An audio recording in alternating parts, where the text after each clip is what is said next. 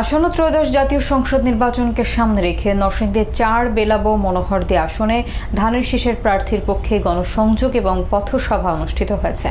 পথসভায় মুক্তিযুদ্ধকালীন ইতিহাস তুলে ধরে জামায়াতের ভূমিকা নিয়ে কঠোর সমালোচনা করেন বিএনপি মনোনীত প্রার্থী।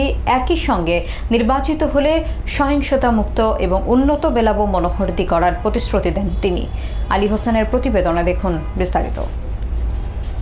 আসন্ন ত্রয়োদশ জাতীয় সংসদ নির্বাচন উপলক্ষে নরসিংদীর ৪ বেলাবো মনোহরদী সংসদীয় আসনে বিএনপি মনোনীত ধানের শীষের প্রার্থী বীর মুক্তিযোদ্ধা অ্যাডভোকেট সরদার শওকত হোসেন বকুল গণসংযোগ এবং পথসভায় অংশ নেন।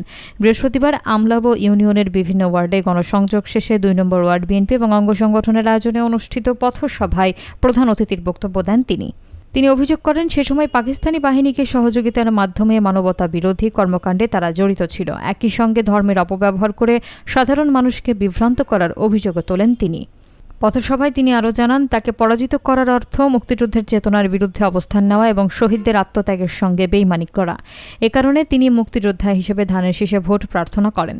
নির্বাচিত হলে দলমত নির্বিশেষে সবাইকে একসঙ্গে নিয়ে বেলাবো মনোহরদীকে নতুনভাবে সাজানোর প্রতিশ্রুতি দেন তিনি। সভায় উপজেলা বিএনপির আহ্বায়ক আহসান হাবিব বিপ্লব সহ স্থানীয় নেতৃবৃন্দ উপস্থিত ছিলেন। তারা পিতামাতার বুকের অধিকারকে তারা কেড়ে নিয়ে তারা মার হাত ভোট দিয়ে বেহেশত দিতে চায়। এই বেহেশত পাবেন আপনারা? তাদেরকে কি বিশ্বাস করতে পারেন? আমি মুক্তিযোদ্ধা, আমি কোরআন হাদিসের ব্যাখ্যা দিয়ে গেলাম। একটা অক্ষর যদি কেউ ভুল প্রমাণ করতে পারে আমি নির্বাচনে ভোট চাইতে আসবো না। তাদেরকে আসতে বলবেন এই বলে গিয়েছে, আপনারা আপনাদের পক্ষে আমাদেরকে বলে যান কোরআনের কোন আয়াত আর আল্লাহ নবীর কোন হাদিস বলেছে আপনাদের মার্কায় ভোট দিলে আমরা বেহেশতে যাব।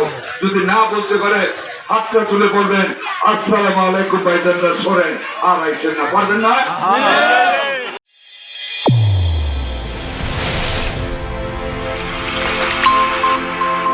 চ্যানেল A1 হৃদয় রেসপন্স।